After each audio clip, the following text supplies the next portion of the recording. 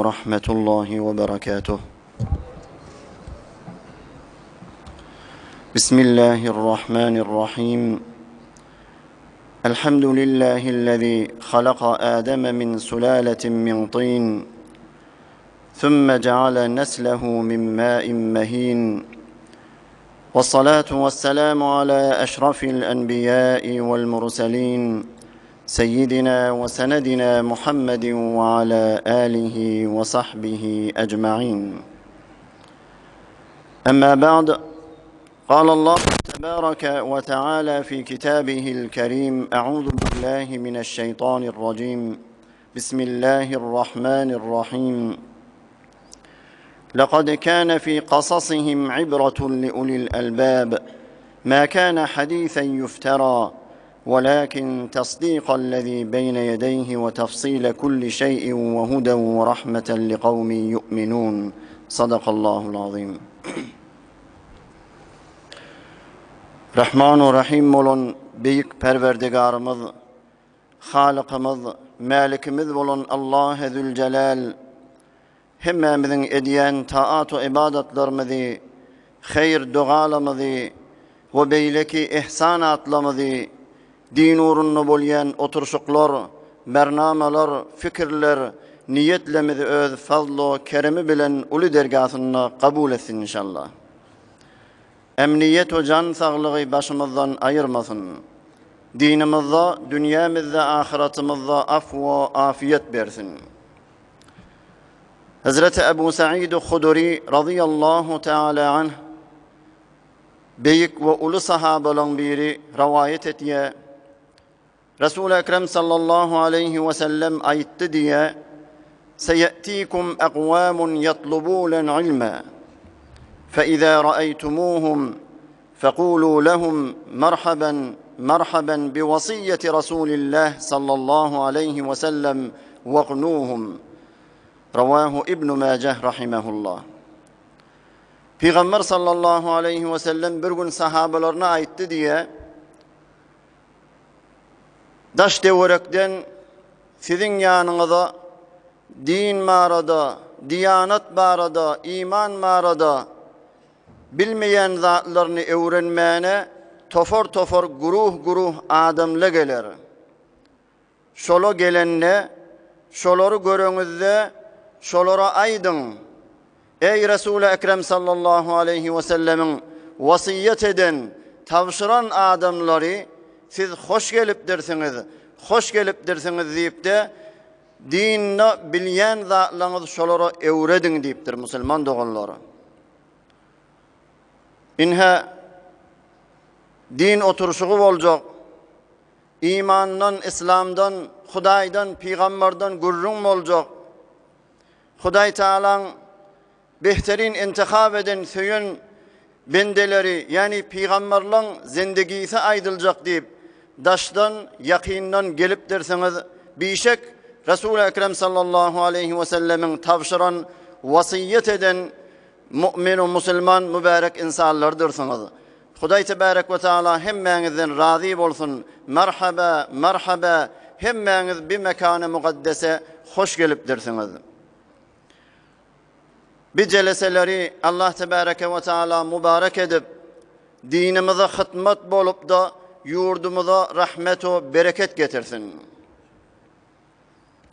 Yakinen bilin Müslüman doğullar, dini oturuşuklara şereket etmek, şılar yani nurani oturuşuklara şereket etmek, mahzi Huday Tebarek ve Teala'nın tevfikinden, rahmetinden, fazlındandır. Resul-i Ekrem sallallahu aleyhi ve sellem mübarek hadisine ait ya, Huday Tebarek ve Teala bir bendesine hayır irade etse, asseleh deyiptir. Sahabeler sorudu diye: "Ya Resulallah, ve ma asseleh? Asseleh dediğin neme?" Resul-i Ekrem sallallahu aleyhi ve sellem ayıttı diye: "Şu adamı Huday Tebareke ve Teala ölmegünden önce bir yaxşı emele, bir salih emele kök düşürüp de şeyle uğrukturur göverir" dedi. Ya bir mescidin adançısı eder, ya bir millete hizmet edilen yerde koyuyor, ya da şular yalak bir ulemalın, alimlın meclislerine, vaaz kelaslara, dini oturuşuklara, zikir meclislerine katnap duran ederdiydi. Huday Tebarek ve Teala dereceniz kaldırmadan şuri, Huday Teala günahınız geçmeden şuri, şular yalık mekan-ı mukaddese uyuşuryanır Müslüman doğulları. Bir vakt ol devran-ı berdedarida bir bayadan bir kul satın aldı diye deslap kugun yankı kul aytti, ey arbabım, ey baştağım dedi. Birce kaheştim ma senden neydi? Hava aydı ver. Onunla sen neydi günniz näme işin bolsa, sana näme hizmet etmeli bolsa, men sen ihtiyarında dedi. Yöne giyice bana ecaze ver, men halıgım bilen molayın, Hudaýym bilen molayın, özümü yoktan bar eden Allah Tebareke ve Teala'nın münazatında bolup, şoňa razı niyaz eteyin, ibadet edeyin deyip de şu kaheştim ma dedi. Ol baý adam arbap bolýa diýdi, işgali ýok. Günnüz men işlemesem bolýa diýdi. Soňra günnüzlerine arbabynyň işine dertdi, hyzmatyna dertdi, giýje bolanno da giýje ýaryna turup teheccüd namaz okuyordu, Kur'an okuyordu, dua ederdi, zikirler, tesbihler aydardı. Bir giýje yankı arbap oyunnu diye görse yankı kuli berdesi namazın üstünde oturup kıbla bakıp dua edip otuy diye. Duasını şeyle ait diye. Ey bar Hudaya, meni gawwarýanlygyň sebepli, maňa muhabbet etýänligiň sebepli, meni söýýänligiň sebepli men günälemi geç. Meni beheşti et, meni cehennemden necat ber diýip de şeyle dua edip otuy diye. Yankı arbap kallı diye dur dedi. Sen neydi bir berde dedi. Heyvan ýaly sanalýan insanlardan neydi? Necre Hudaý Teala seni gawwarýa dedi. Necre bilýän Hudaý Teala seni gawwarýanlygyny neydi? Onu ol berde ol kul aýtdy. Müslüman dogullar hemin neydi şu giýje ýaryna eksera adamlar uykuda ýatyka. Hudaý Tebarek ve Teala meni oyundurup da öz dergasyna çağırıp da özüne dua ettirip, şeyle ibadet ettirip, şeyle münazat ettirip durmaklygy şu Hudaý Tebarek ve Teala'nın meni söýýänligi, maňa muhabbeti balyg menden razylygynyň alamaty demişi diýdi. Şoň aýdyşy ýalak Hudaý Tebarek ve Teala sizi mümin musulmanlary şu mekan-ı mukaddese çağırıpdyr. Enbiýalaryň gurrüňi boljak. Hudaý Tebarek ve Teala'nın dünya boyunca tarihi dünyada behterin sayılan insanların zindegilerinin gurrun edilecek deyip de şu mekana mukaddese gelmekliğinize tevfik beripdir. Hudaý Tebarek ve Teala bişek hemmeniz gawwaransen, Hudaý Teala derecelerinizi kaldıracak bolup, Hudaý Tebarek ve Teala sizin günahlarınız geçmeden şurayım çağırýanlar. Hudaý Tebarek ve Teala hemmenizden razı bolup da din dünyanızı abad etsin. Tahsil canın aýdyşy ýalak jeleseleň mowzusy Tarih-i Enbiya, Sire-i Peýamberan, Peýgamberlaryň zindegileri heýwere muhim we gerekli gurrunlar alaytada şu zamanla bir döwran ki eksera adamlar öz razı helgatyny näme diýip yaradylşyny ýatdan çykaryp da olgu tutmalı adamların yitiren devranında agzalmalı, kän gurrun edilmeli mowzu Müslüman dogulları. Sire-i Enbiya, Tarih-i Peýamberan, Peýgamberlaryň gissesiniň şeýle ähmiýeti kän bolansoň, Hudaý Tebareke ve Teala Kur'anyň 3'den mirini şoňa haslapdyr. Yani Kur'an 30 para bolsa, takriben 10 parasy Müslüman dogullar Peygamberlerin gurrun etýär. Musa peygamber, İsa peygamber, Hazreti Adem aleyhisselam, İbrahim peygamber we beýleki peygamberler Hudaý Tebarek ve Teala şolon gurrun etýär. Resul-i Ekrem sallallahu aleyhi ve sellem de yalan sahabalarına geçen peygamberlerden gurrun bererdi. Şolon çeken zahmetlerinden, Huda yolunu eden cihatlarından, telaşlarından, milletten çeken eziyetlerinden, şolon mucizelerinden, hatta geçen peygamberlerin şekl-i şemailini sahabalara aydarttı. Ta şu sahabaların yüreklerine geçen peygamberlerin muhabbeti yerleşsin, muhabbeti caylasın diye.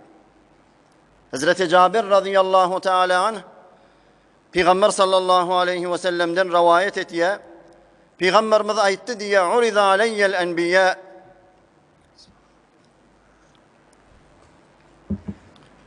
Peygamberler bana köküdüllü deydi Peygamberimiz. فَإِذَا مُوسَى ضَرْبٌ مِنَ الرِّجَالِ كَأَنَّهُ مِنْ رِجَالِ كَنُوءَةٍ Görsem Musa aleyhisselam bir ortamı yanarak, horrak adam Araplan Şenu'e diyen taifasına mengzeşirek deyip aytti. Şolun qattu gabaresinde. وَرَأَيْتُ عِيسَى بْنَ مَرْيَمَ عَلَيْهِ السَّلَامِ فَإِذَا أَقْرَبُ مَنْ رَأَيْتُ بِهِ شَبَهًا عُرْوَةُ بْنَ مَسْعُودٍ رَضِيَ اللّٰهُ تَعَالَى عَنْهُ İsa aleyhisselam'ı gördüm. Şu İsa aleyhisselam men sahabalarımdan Urvat ibn Mes'ud diyen sahaba İsa aleyhisselam'ı mengzeşirek dedi. Ve ra'aytu İbrahim'e salavatullahi aleyh fe izâ eqrabu men ra'aytu bihi şebehen sahibekum yani nefse. İbrahim aleyhisselam'ı gördüm. O da dedi sizin öz yoldaşınız yani özüne ait ya Resul-i Ekrem sallallahu aleyhi ve sellem bana mengzeşirek deyip aytti. Şeydip sahabalardan ken gurrun merertti. Ta yankı peygamberlerden sahabalara ken gurrun merertti. Sahabaların yüreklerine şolun muhabbeti caylaşar yalak. Şolun ulluğu, şolun ihtiramı hemişe sahabaların yatlarına durur yalak Müslüman doğulları.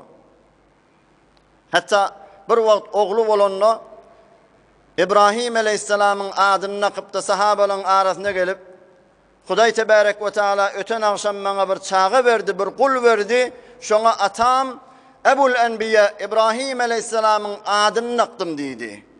Ta şu peygamberlerin yadları sahabaların hemişe yadında diri galar yalak Peygamber sallallahu aleyhi ve sellem şey dertti. Sahabe-i kiram Rızvanullahi teala aleyhim ecmaîn öz oğullarını, hanavadelerine geçen peygamberlerin zindegilerinden gurrun vererttiler. Selefe salih şeyle ehmiyet berertti. Hatta ulemaların biri ayetiye "Allimu evladakum kasasal enbiya ve caluhum kudveten bil ahlak." Ey Adam'la deyiptir ulemaların biri. Geçen peygamberle ve Adem aleyhisselam'dan beri şolun gısselerini, şolun gurrunlarını oğullarınıza evredin. O şol geçen peygamberleri ahlakta özünüze olgu tutunun, osve tutunun deyip aydıptır. Tarih Nevislen kitaplarını gözlesen, evvelin kademi ke şol kitaplarına adıptır, peygamberleri bizi tanıtıyarlar. Beter daşa da gidip vermeliler. Ata babalarımızda kadim 50 yıl, 100 yıl münden önce her öyde bir dastane peygamber anlayıp kitapla battı. Bolmasa da eneler, atalar, oğullarına, kıyılarına şu bilyence gürünlerin peygamberlerden şeyle tarif ederttiler, aydarttılar. Geçen ulu ulemaların biri ayetiye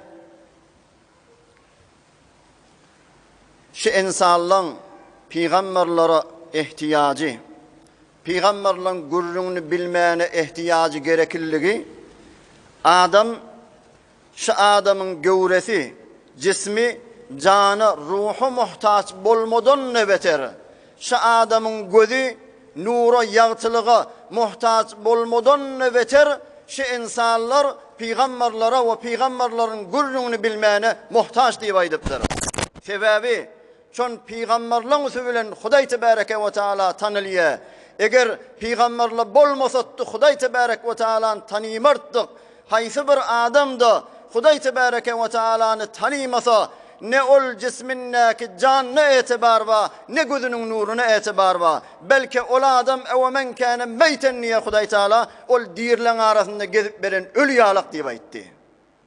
Biz Müslüman doğulları bir mevzui ki, bir metlebi ki Allah-u Zülcelal şeyle kadru kıymet koyyan olsa Kur'an'ın üçten biri eden olsa Peygamber sallallahu aleyhi ve sellem şeyle ehmiyet veriyen olsa Selefe salih geçen ulemalar, sahabeler şeyle ehmiyet veriyen olsa gerek biz de ehmiyet vermeli.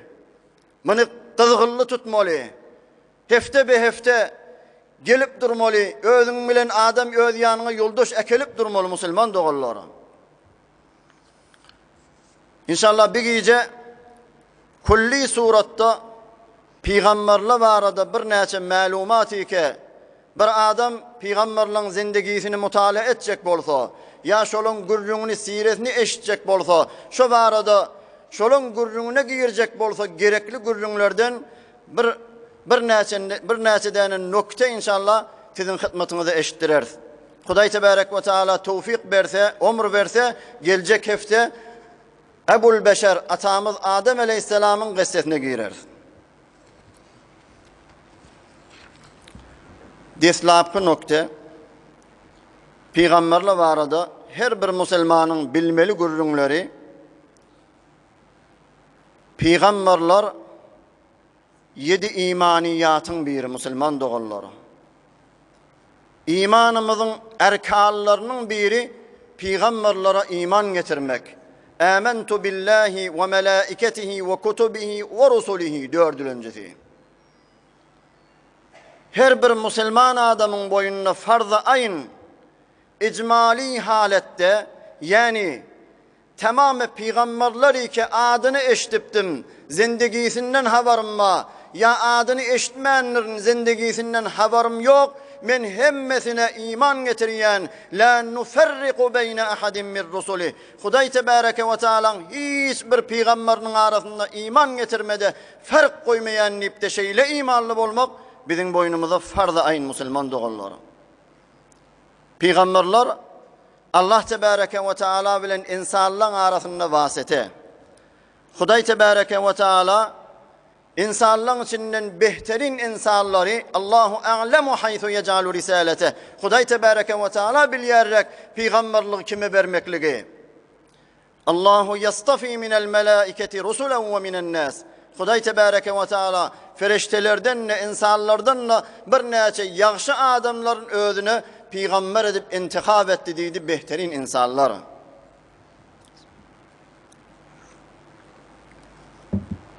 Hakikatta Müslüman doğullar şu karvan-ı enbiya, şu mukaddes silsile ki atamız Adem Aleyhisselam bilen başlap da bizim Peygamber sallallahu aleyhi ve sellem bilen sonluya bir mübarek kervan. Huday tebareke ve teala dünya boyunca, dünya tarihinde şuları intikab ediptir.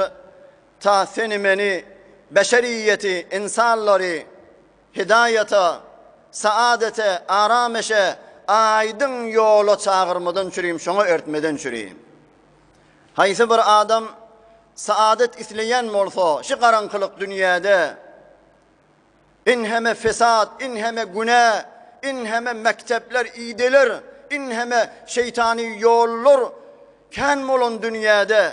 Eğer men şahrah-ı hidayetten gideyin, aydın yolun, beheştin yolundan gideyin, saadete, arameşe, asayişe yeteyin niyem olsa, şu mübarek kervane, yani karvan-ı enbiya özünü vasıl etmeli Müslüman doğulları. Şula bilen hemra olmalı, şuları özüne olgu tutunup da şulan ayak basan yerine ayak basmalı Müslüman doğulları. Emme peygamberler özüne olgu tutunmasa, peygamberlerin kervanına özünü vesletmese, onun izine düşmese Müslüman doğullar, ol adam necat tapmaya. Peygamberler Huday tebareke ve teala tarafdan Huday teala olara ne mezadi indiren olsa tamam-ı kemal, hiç tahrif etmeni, ütgötmeni, tamam-ı kemal zerreyi de onun basırmani insanları yetirenler. İkinci nokta. Huday tebareke ve teala Adem Aleyhisselam'dan bizim peygamberimize çelli kan peygamberler iyi veriptir hikmet nemeşinden. Huday Teala nemeza sebeplişi peygamberler iyi veriptir.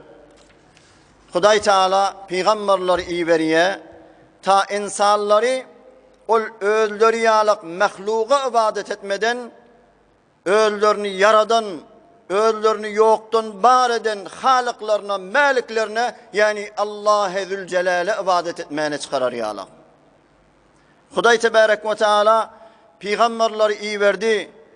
Ta peygamberler insanlara hedefe aferin eşi ki hemen Hudaya ibadetu bendeki olsun, şunu düşündürür yalak. Hudaý tebareke ve taala peygamberler iyi verdi ta tamamı insanlara beşeriyete hüccet bolur ýalyk Hudaýa men seni bilmäpdim ahiret näme eşitmäpdim diýmer ýalyk Hudaý tebareke ve taala aýtdy rusulan mubeshşirin ve munzirin li alla yekuna lin-nasi alallahi hujjatun ba'da'r rusul. Ýaşy adamlar buşlayan, teleke adamlar gorkuyan peygamberleri iyi verdim diye ta adamlara bir bahane bolmor ýalyk Hudaýa men bilmedim, men eşitmedim diýmer ýalyk diýip aýtdy. Hudaý tebareke ve taala peygamberleri iyi berýän musulman dogullar ta bir näçe umur gaybi we aleme berzah yani kabrın gurrunları ya aleme ahiret kıyametdeki ol boljak ýagdaýlar beheşt we cehennem sırat köfri mizan teredi ki bu zatlara insan her jere akletse de aklı bilen derk edip bolmaýa şu zatlara insanlara aýdypdy insanlaryň kulaklarına eşitdirer ýalyk Hudaý tebareke ve taala peygamberler iyi beripdir. Üçüncü metlep, üçüncü nokta. Kıyskarak suratda geçeyin. Peygamberler ve ilmi gayb. Aya peygamberler ilmi gaybi bami gaybi bilyami. Müslüman doğullar peygamberler de biz ýalyk insan, beşerin cinsinden, biz ýalyk iýerler, biz ýalyk içýärler, biz ýalyk ýatýärler, biz ýalyk izdivac etýärler. Ve ma arsalna qablaka minel mursalin illa innahum la ya'kuluna at-ta'ama ve yemşuna fil aswaq.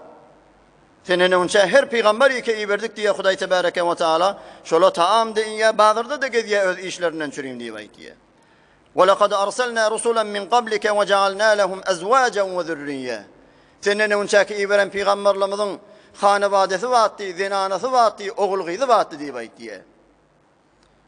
İlmi gayb hasy Hudaý tebareke ve taala musulman dogulları. Alimul gaybi fela yuzhiru ala gaybihi ahada illa men irteza min rasulin. Hudaý taala ilmi gaybi bilýär. Hiç kime de belli etmeýär meger öz intihab eden peygamberlerine bir näçe zatlar Hudaý tebareke ve taala gaybdan bildirýär, şu mugdar bilýär peygamberler. Hazreti Tawfalla ýarişan aýtdy. Kişi diýse welini gaybdandyr. Kişi diýse welini gaybdandyr. Nauzu billah ol söz köp yamanlar. Weliler, pirler gaybi bilýär diýse, Hudaý saklasyn diýipdir, ol biderek kepdir diýipdir. Nebi hem bilmegey uşbu reweşden, meger bildirse Tanrym bazı işden. Hudanyň hassasydyr ilmi gaybi. Bu sözüniň bolmagy bir zerre reybi. Hudaý tebareke ve taala özüne has, meger Hudaý tebareke ve taala öz has bendelerine bir näçe gaýplar bildirýär, şu mugdar bilýär. Dördüncü metlep. Peygamberler barada, peygamberlerin qisselerine girmäken eşitmeli gurrunlaň, bilmeli zatlaň. Dördüncüsi peygamberlerin ismeti. Yani peygamberlerin günahdan saklanmaklığı. Müslüman dogullar tamamı peygamberler kofurdan ve günah-ı kebireden çe peygamberlik berilmeke, çe peygamberlik berilenden sonra masum. Emme günah-ı sagireden ihtilaf bolupdur ulamalar. Peygamberlik berilmeke, günah-ı sagire sadir bolmagy imkany bar diýipdir bir näçe ulamalar.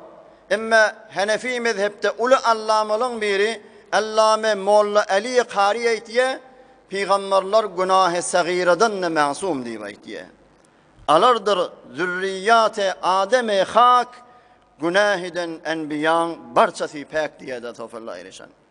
Peygamberlerin hemmesi günahdan masum. Emme musulman dogullar Yahud milleti, Mesih milleti peygamberlere zulmetdiler. Olar peygamberlere bir bolugsyz gürrüňleri çykardylar. Lut peygamber falan iş etdi. Davud aleyhisselam fermandesi bilen falan iş etdi. Ya Süleyman aleyhisselam ahir deminne şeýle boldy. Ya Harun aleyhisselam Musa aleyhisselamın wagtyndaky ibadet edilýän tanany Harun aleyhisselam bejerdi diýip de şu gürrüňler çykarýarlar hemmesi şu Yahudiýiň, Mesihiýiň çykaran gürrüňi hemmesi İsrailiyat.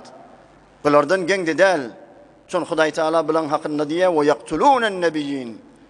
Bi bani İsrailler, bi Yahud milleti, bi Mesih milleti peygamberler öldürýän adamlar diýip aýtdy. Ştada bir muhim nokta var musulman dogallar. Peygamberler barada yani Kasasul Enbiya dastanı peygamberan barada kän kitaplar yazılıpdyr Ture tarihte. Avamun nasın içinde adamlar arasında da kän qisseler ağız ba ağız bolýar. Şulan bir näçese hewre ifratu qulup edipdirler. Hiyali dastanları getirip yalandan gürrünleri peygamberlerin qisselerine, peygamberlerin gürrünlerine, zindigilerine getiripdirler. Bir näçese tefrit edipdirler, peygamberlerin hakkında kutahi edipdirler. Peygamberlere yalandan intiqatlar, etirazlar, hatta şehadde yetipdirler musulman dogallar. Şol Hudaý tebarek we taala şo peygamberin dogurlugy, haklygy sabit bolsun diýip beren mucizesini tewjih elmi etjek bolup şunu inkar edip duran şu mahalky ýagdaýlar we musulman dogallar. Emme musulman adam zeren bolmaly, musulman adam magah bolmaly. Behterin menbe peygamberlerin gurrüňini dogry aýtýan menbe Hudy Kur'an-ı Kerim, Resul-i Ekrem sallallahu aleyhi ve sellem'in mübarek hadisleri, doğru senet bilen gelen tarih kitapları, inşallah ustadlar yeke gelip de şu menberde şol doğru senet bilen doğru menbeden inşallah her gayfi öz novasında peygamberlerin gurrununa aydar. Beşilenci gurrun, peygamberlerin sani. Belli bir sanı bami. Bizim Akaid-i Nesefiyye diýen kitabımız var. Akide barada Mollalyň okuyan kitabı şonu aýtýar. Evvelin peygamber Adem aleyhisselam. Ahirki peygamberimiz da Resul-i Ekrem sallallahu aleyhi ve sellem. Bir näçe hadisle gelipdir. Peygamberlerin sanı falança diýip. Emme gowragy peygamberler bir sana külülmeli däl. Falança peygamber var deyip, çon ihtimali var. Peygamber de adamı da peygamberlerin guruhuna koştun, ya da ihtimali var, sanını azaydip da peygamber adam peygamberlerin guruhundan çıkarmak ihtimali var. Evveline peygamber Adem aleyhisselam, ahirki peygamber da bizim peygamberimiz sallallahu aleyhi ve sellem şılan arasında peygamberken, nebiyken, resulken emme sanı belli değil. Emme Kur'an-ı Kerim'de 25 tane peygamberin adını Hudaý tebarek ve taala getiripdir. İnşallah şu celeselerde şu 25 peygamberin gurrunu boljakdyr. 6-njy gurrun. Bir 9 metlep ýatdaşt etdim. Hudaý tebarek ve taala aýtýar: "Eûzu billahi mineşşeytanirracim. Tilker rusulu faddalna ba'dahum ala ba'd."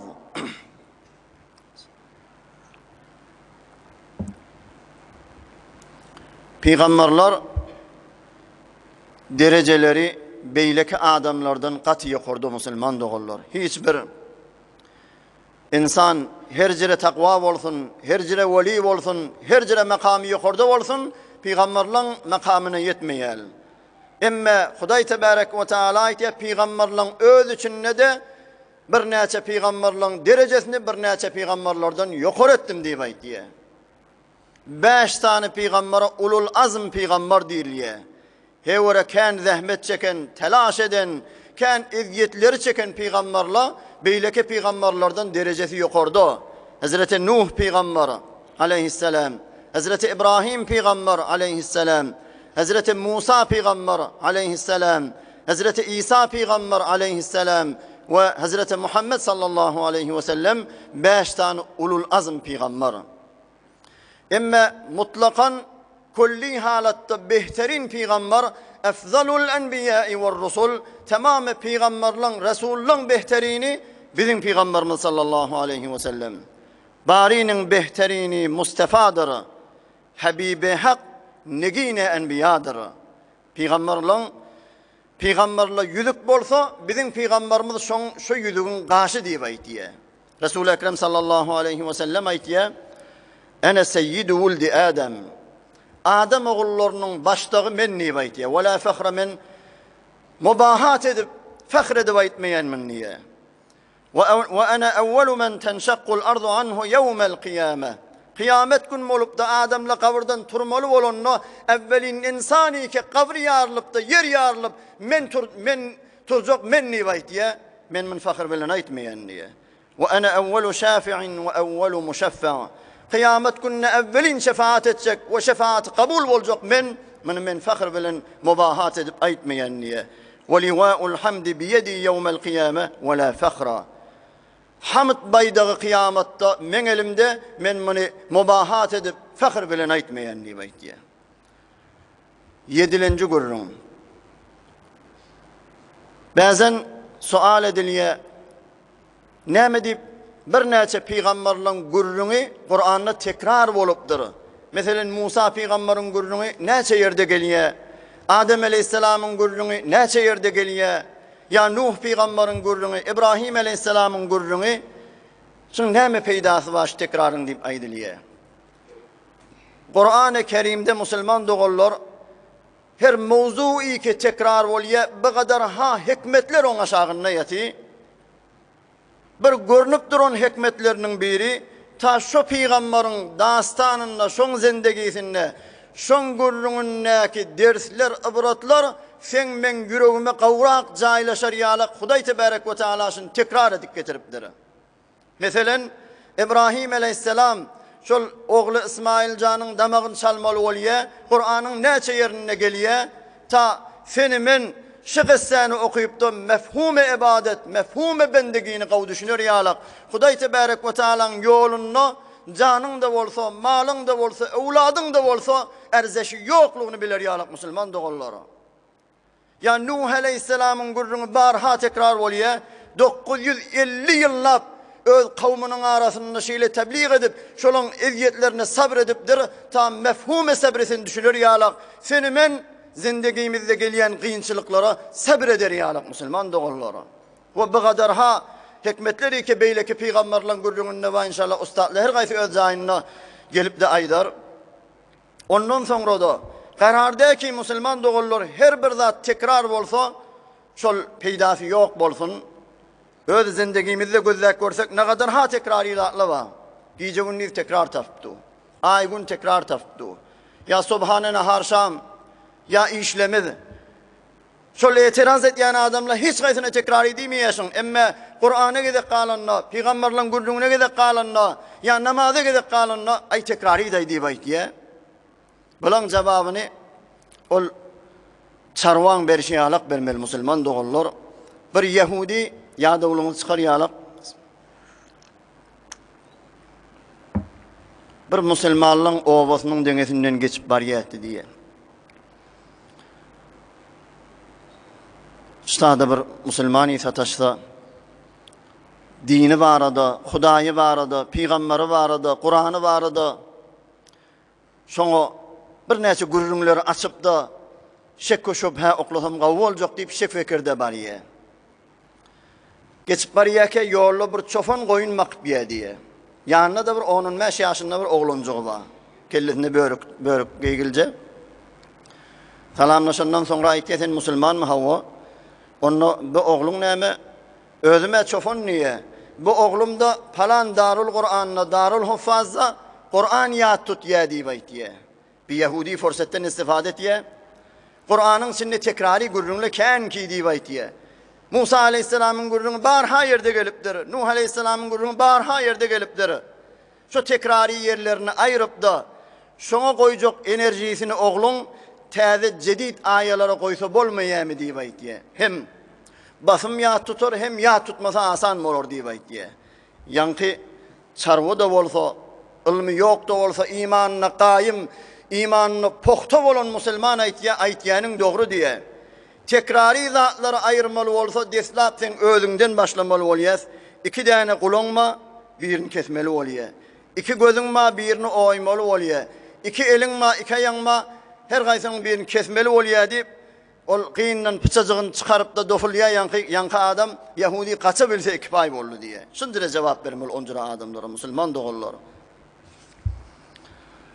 8-nji metlep. Peygamberlerin kıssesi Huday Tebareke ve Teala ayetiye nahnu nequssu aleyke nebe'ehum bil hak. Hemmesi vakaiyatta, hakikatta bolon gurrunlar.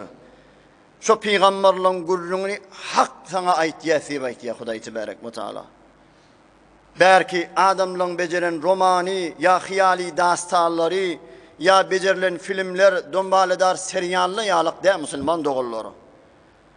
İbrahim Aleyhisselam'ın oğdu oklununu hak gurrun, Yunus Aleyhisselam'ın deryan aşağına balık yuğdununu hak gurrun Müslüman doğulları. Ol ustureyi kıssele bilen, romanla bilen, bir film o seriyalle bilen, ya bir atalar eneler öl çağalarını yatırmadan çürü giyice aytyen matalları kısseler bilen hayli fark etyen Müslüman doğulları. Ol kısseler, ol dastanlar tarafı mukabeli yatırmadan çürüyüm aydiliye. Emme peygamberle gurrun Müslüman doğulları yatan adamı, habi gıfletteki adamı oyundurup da ey adam hemişeki gezmeli yerin bıtası değil. Belki Hudayi ba, belki peygamberi ba, belki kavri ba, belki kıyameti ba. Hedefe aferin eşi deyip de şu zatları aydıp insanı oyundurmadan çürüyüm aydiliyen gurrunla Müslüman doğulları. 9. ve ahirki metlep. Peygamberlerin kısselerini berresi etmede, şunu gurrun etmede, şunun için şeyle klasları koymada, ken hedefle dombal bolya, iğdarlanıya. Deslaki hedef, Peygamberlerin kısseleri, bizim yüreğimizdeki imanı pohta etiye, ustuvar etiye, kaim etiye, mekam etiye Müslüman doğulları. Bizim Müslümanları, şehvetlen mukabeline, kıyınçılıklan mukabeline, masiyetlan mukabeline, müşkelatın mukabeline dağıyalı bize istikamet veriye. Huday Tebareke ve Teala ayetiye وَكُلًّا نَقُصُّ عَلَيْكَ مِنْ أَنْبَاءِ الرُّسُلِ مَا نُثَبِّتُ بِهِ فُؤَادَكَ.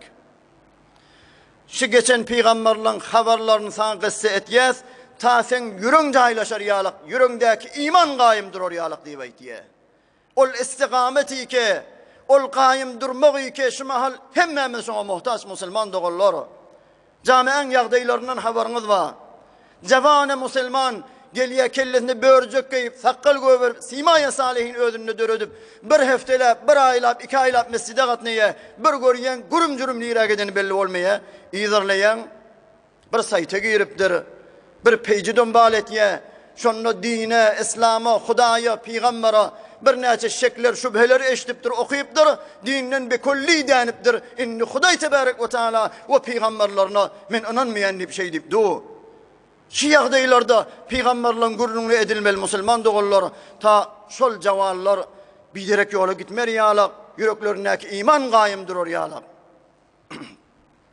İstikametin şeyle ehmiyeti ken molansan Resul-i Ekrem sallallahu aleyhi ve sellem yalan dualarına şun dua ederdi. Şehrebne Hevşep diyen adam aytiye Seleme radıyallahu teala anha peygamberimizin zinanısı ummahatul mu'minillerin birinden sordum diye Peygamberimiz sen yanındaki yalan neme dua ederdi.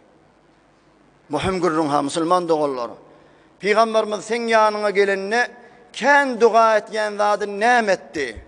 Şunu şey deyip ayttı diye Peygamberimiz ken dua etyen zadı ya mukallibel kulub sebbit kalbi ala dinik. Ey kalpleri beylek şeylek kavıyık telekek evriyen Huday Teala öz dininde men kalbimi sabit durda or kalbimi istikamet berever deyip de Peygamber sallallahu aleyhi ve sellem şehiyle dua etti diye Müslüman doğulları. İkinci hedef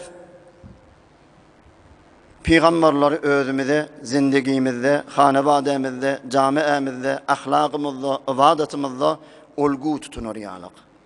İnsan olgusuz yaşat bilmeye. Ya bir qava adamı olgu tutunmalı bolya, ya Huday etmesin bir teleke adamın idine düşüp de şonu özüne olgu tutunuyor. Maalesef olgular yattan çıkan, hakikat olgular cavanlığının arasında yattan çıkan devrani. Olgular ki Huday Tebarek ve Teala ve Peygamberimiz bize tanıtıya eksera adamların yadından çıkıptır. Hakikat olguların tanımanı eksere cavanlığımız gittiye ol sinemaya Hollywood'un bazı yerlerini ya verzeşi bazı kolları özlerini olgu tutun ye. Emme Huday Tebareke ve Teala kimi olgu tutunmalı şun bize muarrefi edipdir. Sure-i En'am'da 18 peygamberin adını aydıp izinden näme diye? Ulaikellezine hedallah febihudahu muqtedi. Şu peygamberler Huday Tebarek ve Teala doğru yola sallı, hidayet etti.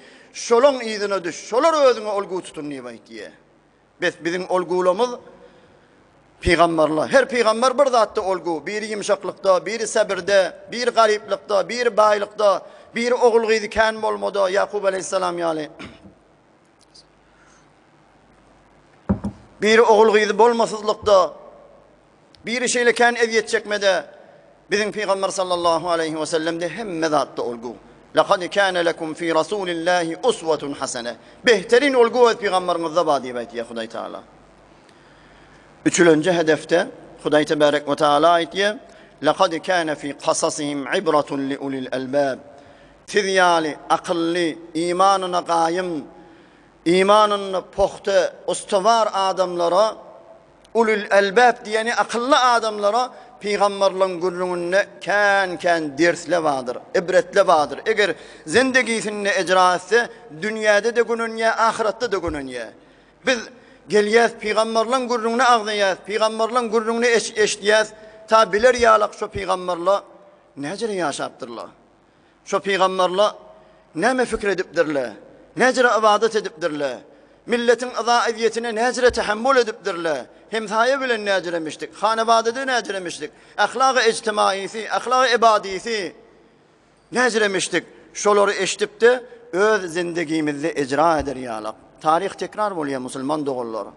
Şu peygamberlerin başından geçen näme yağdaylar, başka galepte, başka suratta sen men başıma da gelip du.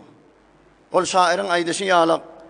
Beş nebi deydustan indastan Hud hakikat nekde hale mastan.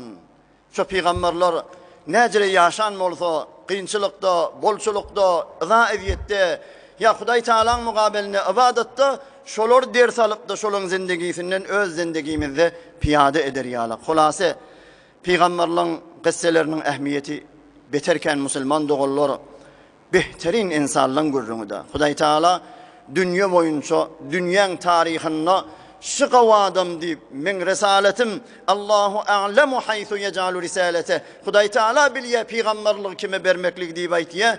Şun yüreği arası adam, takva adam, şu milleti hidayet bilecek deyip intikab eden adamların gurrunu. Hem dinine, hem dünyana, hem cismine, hem ruhuna gerek gurrunları.